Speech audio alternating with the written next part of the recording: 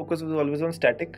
मैं अपनी स्ट्रैटेजीज खुद ही डिवाइस कर रहा था एट एवरी गुज्जर सर की यूट्यूब वीडियोस हैं जिसके अंदर उन्होंने इंडिया की मैपिंग कराई हुई है, माउंटेन्स की, है ना, माउंटेन पासेस की, नेशनल पार्क्स की, वाइल्ड लाइफ सेंचुरीज की, रिवर्स की, तो वो काफ़ी यूज़फुल थी। की वीडियोस जो 2016 वाली भी यूट्यूब पे हैं, तो उनसे भी मैंने देख के अपना काफ़ी चार्ट आउट किया था कैसे करना है। कॉपीज से एनालाइज करा था कि वो क्या ऐसा स्पेशल लिख रहे हैं कि ना श्रुति शर्मा मैम, सृष्टि देशमुख मैम, ये सारे क्या एक्स्ट्रा कर रहे हैं कि इनके मार्क्स आ रहे हैं। तो मैंने थोड़ा थोड़ा स्ट्रेटजी इनकॉर्पोरेट किया था। Academy. Let's crack it. Someone has rightly said, success is something you experience when you act accordingly. Success is not something you have, it's something you do. और इसी का ही एग्जाम्पल है आज के हमारे टॉपर, जिन्होंने फर्स्ट अटेम्प्ट में ही UPSC CSC 2022 में ऑल इंडिया रैंक 70 हासिल करी। आइए जानते हैं उनकी प्रिपरेशन, स्ट्रैटेजीज और पूरी जर्नी के बारे में। We have with us Aditya Sharma ji. Hi Aditya ji. Hello ma'am, thank you so much for the warm introduction. Welcome to Unacademy. Thank you so much. तो सबसे पहले तो ये बताइए कि फर्स्ट अटेम्प्ट में ही आपने 70 रैंक हासिल करी, कैसे था ये? आपने पहले ही सोच लिया था कि पहले अटेम्प्ट में ही मैं सिक्सर मार दूंगा? मतलब मैम, मैंने अपने आप को पर्सनली 2 अटेम्प्ट्स दिए थे कि एमबीबीएस के बाद एक मैं इंटर्नशिप के एंड में दे दूंगा और दूसरा उसके बाद। So after these 2 attempts, in case it does not work out, then I will fall back into my PG. Okay. तो I had given myself 2 attempts, so I wanted to do my best in these 2 attempts only. Okay. तो आपका पूरा background please एक बार बताइए कि कैसे आपने सोचा, क्या था और क्यों आपने you have done your medicine, और फिर उसके बाद आपने ये अटेम्प्ट पूरा वो बताइए अपना। So my Elder sister is a doctor. Okay. She did her graduation from my college only, from Government Medical College and Hospital, Chandigarh. So during her post graduation, she got All India Rank 1 in AIIMS Delhi.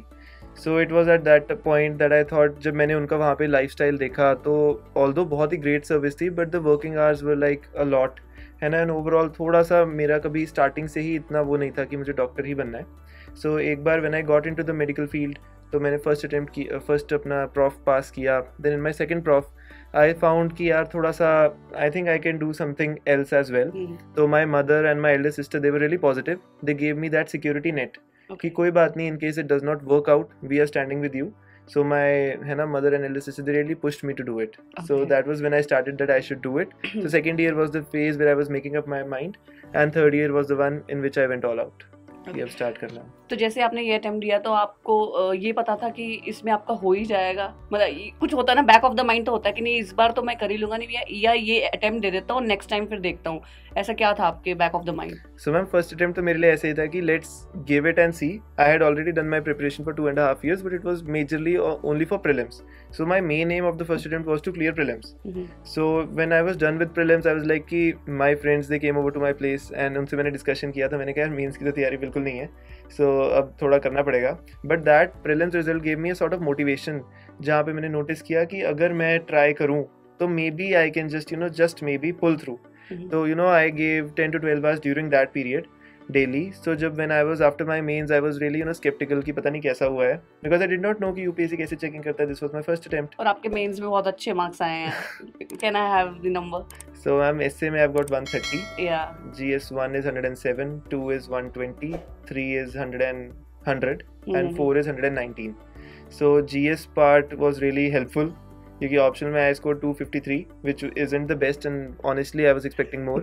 So I think GS, the answer writing जो मुझे लग रहा था कि मैंने बहुत कम करी है, that really paid out in the end. So ऐसे करके था। So आंसर राइटिंग का उस टाइम पे किया तो मैं बहुत ज़्यादा स्केप्टिकल था कि मेरा फर्स्ट अटेम्प्ट का पता नहीं कैसे रिजल्ट आएगा। मेंस का रिजल्ट आई वाज लाइक कि मे बी अटेम्प्ट तो सारे कर दिए थे, गुड क्वालिटी के थे, सो पता नहीं क्या होगा। When the result came, I was really happy. फिर उस टाइम पे I started off with my interview preparation, है ना, एंड द इंटरव्यू साइकिल। तो इस बार का वापस प्री आ गया था, है ना, 23rd को रिजल्ट आया, 28th वाज प्रीलिम। सो मुझे बहुत डर था कि यार प्रीलिम्स की तैयारी उतनी नहीं है, कहीं दोबारा ना देना पड़ जाए, एंड थैंकफुली अब नहीं देना पड़ेगा।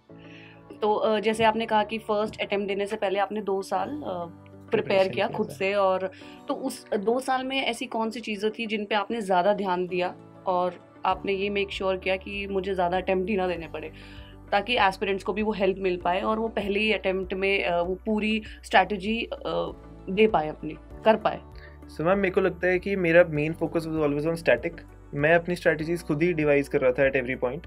जैसे मेंस के लिए टॉपर्स की आंसर कॉपीज मैंने देख ली थी प्री और मेंस के बीच में, तो मुझे था कि यार इनसे ही मैंने गाइडेंस लेनी है, इस लाइन पे मैंने चलना है। प्रीलिम्स के लिए मैं हमेशा था कि जैसे एक मैंने सब्जेक्ट पहले एक बार सिलेबस कवरेज कर ली, उसके बाद मैंने उसको एक सब्जेक्ट को रिवाइज किया, उसके बाद मैंने उसका सेक्शनल टेस्ट दिया, फिर उस बेसिस पे मैं ही अपनी परफॉर्मेंस इवैल्यूएट करता था कि if I am scoring above 100 in a particular subject then it is fine, if not then किस टॉपिक्स में से कम क्वेश्चंस है I will add those topics in my notes and work upon it. So थोड़ा सा long drawn out process था over the past 2 years। काफ़ी बार ऐसे होता है कि एनजाइटी होती है, सेल्फ डाउट आता है कि पता नहीं होगा कि नहीं होगा, फ्रेंड्स का कुछ कहना है, फ्रेंड्स कहीं घूमने जा रहे हैं, थोड़ा फियर ऑफ मिसिंग आउट हो जाता है। तो बट ओवरऑल आई थिंक कि मेरे को अंदर इतना एक बिलीव तो constantly throughout the preparation था कि एक ना दिन तो हो जाएगा if I give it adequate preparation. So the aim of my first attempt was to just give my best. So it was like I have nothing to lose attitude. तो prelims, mains और interview तीनों की आप strategy please share करेंगे। So ma'am prelims के लिए जैसे book list होती है सबकी, तो my book list was mostly the same कि पॉलिटी के लिए we had Laxmikanth, modern history के लिए स्पेक्ट्रम, एएमसी के लिए it was a little different. मतलब I did old NCERTs of 11th and 12th, तो उनके मैंने खुद से नोट्स बना लिए थे। देन न्यू एनसीईआरटी से मैंने कुछ न्यू वर्ड्स और कुछ एडिशनल बातें हैं तो वो नोट्स में ऐड कर ली थी। नितिन सिंघानिया सर के नोट्स में से मैंने कुछ सिलेक्टेड टॉपिक्स किए थे जैसे बुद्धिज़्म, जैनिज़्म, भक्ति, सूफी एंड टेम्पल्स, तो ये मैंने अपने नोट्स में ऐड कर लिए। इसके अलावा जो भी मेरे सेक्शनल टेस्ट में मिस्टेक्स हैं वो मैंने ऐड कर ली थी। इसके अलावा इन्वायरमेंट के लिए we have Shankar IAS, then Sudarshan Gurjar sir की यूट्यूब वीडियोज़ हैं जिसके अंदर उन्होंने इंडिया की मैपिंग कराई हुई है, माउंटेन्स की है ना, माउंटेन पासेस की, नेशनल पार्क्स की, वाइल्ड लाइफ सेंचुरीज़ की, रिवर्स की, तो वो काफ़ी यूज़फुल थी। इकोनॉमी के लिए my mainstay has been Mrinal sir की वीडियोज़ जो 2016 वाली भी यूट्यूब पे हैं, तो उनसे भी मैंने देख के अपना काफ़ी चार्ट आउट किया था कैसे करना है। सो एथिक्स के लिए खैर वो तो मेंस की बुक लिस्ट है, बट एथिक्स के लिए आई डिड लेक्सिकॉन और प्रीवियस ईयर क्वेश्चंस अच्छे से करे थे मैंने। तो ओवरऑल सारे सब्जेक्ट्स यही थे। ज्योग्राफी के लिए भी मैंने बता दिया, तो प्री का ये था। मेंस के लिए स्ट्रैटेजी मेरी थोड़ी सी डिफरेंट थी जो मुझे लगता नहीं कि मैंने ऐसे सुनी थी। तो ऐसे था कि मैंने 3 months थे तो 1.5 months I had to do my optional which was medical science and the remaining 1.5 months I had to do GS। तो उस 1.5 months में से I would give 1 to 1.5 week for every exam. तो उस वीक में मैंने क्या करना है कि मैंने GS के पिछले 2 साल के PYQs वो मैंने खुद से सॉल्व करने हैं। एक क्वेश्चन करा, मॉडल आंसर से चेक करा और नेक्स्ट क्वेश्चन पे मूव ऑन किया। तो ऐसे करके पूरे वीक में मैंने 2 साल के GS के पेपर सॉल्व कर दिए थे। उसके बाद मैंने उनको टॉपर्स की कॉपीज से एनालाइज करा था कि वो क्या ऐसा स्पेशल लिख रहे हैं कि ना श्रुति शर्मा मैम, सृष्टि देशमुख मैम, ये सारे क्या एक्स्ट्रा कर रहे हैं कि इनके मार्क्स आ रहे हैं। तो मैंने थोड़ा थोड़ा स्ट्रैटेजी इनकॉर्पोरेट किया था। तो एक मैंने आंसर राइटिंग का सेशन भी था, वो आई वुड वांट कि लोग देख लें थोड़ा, उससे शायद फ़ायदा हो जाए, because I tried to tell everything कि उसमें क्या है। सो ये था मेरा मेंस के लिए स्ट्रैटेजी मेजरली। और इंटरव्यू के लिए ऐसा था कि इंटरव्यू के लिए है ना, खुद पे पहले तो अपने आप को, अपनी हॉबीज़ को आइडेंटिफाई करना है। काफ़ी बार ऐसा होता है कि हम उन हॉबीज़ को नहीं भी परस्यू कर पाते, बट फॉर्चुनेटली फॉर मी मेरी तीनों हॉबीज़ जो थी, basketball, blog writing and wrist watches, तो वो तीनों को मैंने एडिक्वेटली फॉलो करता था। तो डैफ को प्रिपेयर करना was not that much of an headache. तो बस उसके बाद वही कोचिंग सेंटर्स पे I gave many mocks and many very useful and so I think that it really gave me a big boost. For example, Unacademy वाला जब मैंने mock दिया था तो मुझे काफ़ी अच्छा लगा था। वहाँ पे जो भी सारी फैकल्टी थे, they gave me really good reviews. In fact, I think they said that you are one of the best candidates this year. So that gave me a really big sort of a boost. और जब मैं interview से एक दिन पहले भी उसको रेमिनिस कर रहा था तो मुझे काफ़ी अच्छा लगा था। तो ये था मैम। तो जैसे कि मैंने ये भी सुना है कि आपने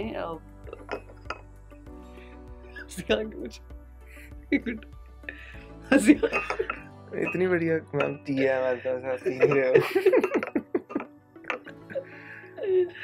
Oh God, नहीं मेरे को नहीं इसमें जब तक ये नहीं था जब तक ठीक था। चलो मैं पूछती question, back to the question. हाँ, तो मैंने ये सुना है कि आपने फिर से अच्छा, तो हमने ये भी सुना है कि आपने कोचिंग वगैरह नहीं ली है, आपने खुद ही सेल्फ स्टडी करी थी, तो इज इट ट्रू? नहीं मैम, एक्चुअली मैंने चंडीगढ़ में फर्स्ट ईयर में मैंने लोकल कोचिंग ली थी चंडीगढ़ में। फिर उसके बाद I was in my 3rd year तब।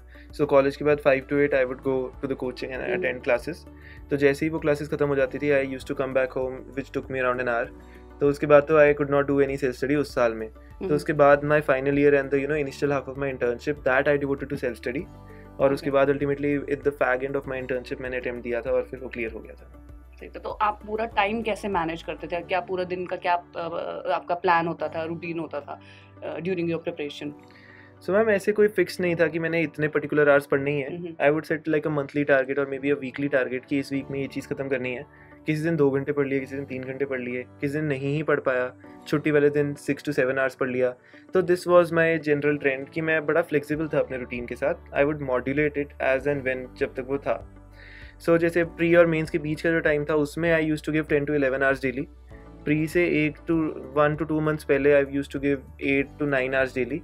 बट उससे पहले ओवरऑल ईयर में आई वुड थिंक कि on an average day it was 3 to 4 hours, on weekends it was 5 to 6 hours. तो ऐसे बड़ा फ्लेक्सिबल सा था. जब नहीं पढ़ा जा रहा, कोई कॉलेज का फेस्ट आ गया है, कोई स्पोर्ट्स डे आ गया, कुछ आ गया, तो I used to participate in the extracurriculars. तो ऐसे because I wanted to enjoy my college life as well. तो थोड़ा सा है ना, I used to modulate it this way. So जैसे डिप्रेशन, एंग्जाइटी, उसके भी बहुत शिकार होते हैं एस्पिरेंट्स. तो इससे कैसे दूर रहें और कैसे अपना माइंड फ्रेश रखें थ्रू आउट द प्रिपरेशन, ऐसी कोई tips? So ma'am anxiety depression जो है ये एक बहुत ही कॉमन पार्ट है and I think it will be happening with everyone, क्योंकि बहुत लॉन्ग ड्रॉन आउट प्रोसेस है और UPSC has made it in such a way कि बंदे की पेशेंस टेस्ट हो जाए. तो I think first thing is कि आप अपनी फैमिली और अपने फ्रेंड से आप शेयर करें जो भी आपको डाउट्स हैं, क्वेरीज हैं, आपको अपने में कॉन्फिडेंस नहीं आ रहा है, आप उनसे शेयर करो. वो ऑलवेज आपको रीअश्योर करेंगे, आपको कॉन्फिडेंट करेंगे, आपको अपनी एबिलिटीज़ का याद करवाएंगे. तो आई थिंक वो सबसे पहले और सबसे ज़्यादा ज़रूरी बात है. उसके बाद आपको एक limited amount of self belief तो रखना ही है. अब इस साइकिल में आए हैं तो क्लियर तो करना ही है. और क्लियर कैसे करोगे? जब आपके पास कॉन्फिडेंस होगा. तो आई थिंक कॉन्फिडेंस होना बहुत ज़रूरी है, क्योंकि मेरे को भी बहुत डाउट्स थे, बट मेरे को एक थी बात दिमाग में कि एक ना एक दिन तो मैं इसको क्लियर कर लूँगा. तो आई थिंक ये दोनों चीज़ें होनी चाहिए. सोशल मीडिया पे भी आप अननेसेसरी रील्स मत देखो कि ये सब है ना यूपीएससी के बारे में ये वो, बट रादर उसको कंस्ट्रक्टिवली यूज़ करो. अपने फ्रेंड्स, फैमिली से उस पर इंटरेक्ट करो, है ना. उस पर आप एक्टिव रह सकते हो, बट अननेसेसरीली आपको लिमिट सेट करनी है कि मैंने कितना उसे यूज़ करना है. ओके, जैसे आपके पास तो ठीक है एक बैकअप था, ठीक है, you were in medicine, you doctor, you are doctor actually. लेकिन जिनके पास बैकअप नहीं होता है, ठीक है, उनके लिए आप क्या बोलेंगे कि बैकअप प्लान होना चाहिए या नहीं होना चाहिए, और होना चाहिए तो क्यों होना चाहिए, और नहीं होना चाहिए तो क्यों नहीं होना चाहिए?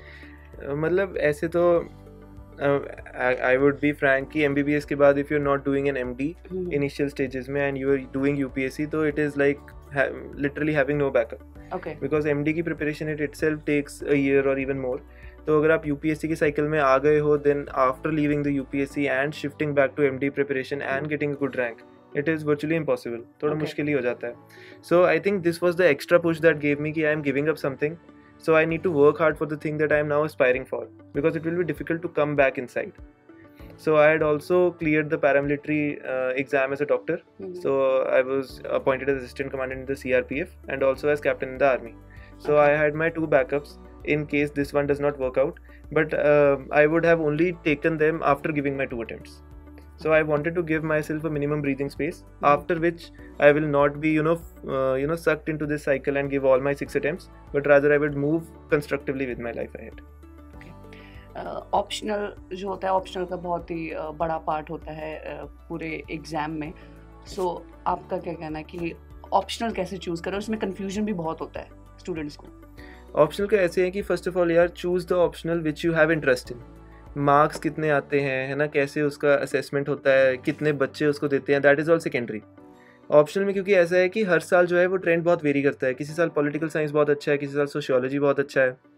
इन my case I choose medical science, क्योंकि मुझे ये था कि अगर मेरे को कुछ भी नहीं आता होगा, it was my first attempt, तो मैं कुछ तो लिख ही दूंगा, बिकॉज मैंने पूरी एमबीबीएस अपने पीछे करी है. I also had a decent amount of interest in medical science and picking up a new subject altogether, वो तो बहुत ज़्यादा टाइम कंज्यूमिंग हो जाता जो मेरे पास नहीं था. So I chose medical science. And medical science optional is certainly important, but even after getting 253 I have got all India rank 70, so that means that GS and SA are also as equally important as optional. So I think it should be a balanced approach, ना ज़्यादा GS पे focus करना है, ना ज़्यादा optional पे, but choosing an optional wisely जिसमें आपको इंटरेस्ट हो, जो आप लॉन्ग टाइम तक पढ़ सकते हो, जहाँ पे आप वैल्यू ऐड कर सकते हो, that should be the optional you should choose. So Unacademy का क्या कंट्रीब्यूशन रहा है आपकी पूरी जर्नी में? सो मैम स्टार्टिंग तो जैसे जब मैं आया एमबीबीएस में, तो हमारे तो एक ही आइकॉन थे, रोमन सैनी सर. तो वो आते थे, हे गाइस व्हाट्स अप, तो हम वहाँ से उनकी वीडियोस यूट्यूब पे देख रहे थे, वो छोटे छोटे टिप्स और ट्रिक्स बताते थे। तो वहाँ से थोड़ा सा मुझे इंस्पिरेशन भी मिला कि यार वो भी एक डॉक्टर हैं फर्स्ट अटेम्प्ट में, he also clear the exam. तो वहाँ से शुरू हुआ, फिर धीरे धीरे आई प्रोग्रेस्ड ऑन, फिर मृणाल सर की मैंने वीडियोस देखनी स्टार्ट करी, फिर सुदर्शन गुज्जर सर की वीडियोस देखनी स्टार्ट करी, फिर अल्टीमेटली मैंने जब मॉक इंटरव्यू दिया यूपीएससी का, the panel was really great, Saloni Khanna ma'am वगैरह सब थे उसमें, तो it was really you know they added a lot of inputs. In fact जो कृष्ण मोहन सर थे एंड में उन्होंने इतनी ज़्यादा कॉम्प्रिहेंसिव लिस्ट दी कि आपसे कौन से एक्सपेक्टेड टॉपिक्स हैं। So I watched my video again, वो सारे टॉपिक्स का मैंने नोट बनाया and it has really been useful. So I would like to thank Unacademy for this and for providing me a platform also, you know, for interacting with new learners and you know being a part of this community. So बाकी के aspirants को आप क्या advice देना चाहेंगे, specially उनको जिनका first attempt है, क्योंकि आपने फर्स्ट अटेम्प्ट में ही क्लियर किया है, सो उनके लिए क्या कहना चाहेंगे आप? I would like to say कि यार फर्स्ट ऑफ ऑल अपना रिसोर्सेज को स्ट्रीमलाइन करो, you should not run after multiple resources. 4 चीज़ें हैं तो उसको एक जगह पे कंपाइल कर लो। I know it sounds tough, बहुत टाइम लगेगा, but once you are done with it, जो उसकी सेटिस्फैक्शन और अल्टीमेटली लॉन्ग टर्म पे टाइम सेव होगा ना, उसका कोई मुकाबला नहीं है। So that is one thing. And second would be कि again I would like to emphasise कि have self believe, have a good friend circle, talk with your friends and family, है ना, हैव अ गुड मेंटोर, उनसे बात करो, उनसे interact करो। And final thing कि टॉपर्स कॉपीज जो हैं उनको अच्छे से एनालाइज करो और उनको ट्राई करो, इनकॉर्पोरेट करो अपने स्टाइल में, एक यूनिक सा स्टाइल बन के आएगा and it will fetch you more marks. So this is what I would like to say, ma'am. Okay. Thank you so much. Thank you so much, all the ma'am. best for your future endeavor. Thank you so much, ma'am.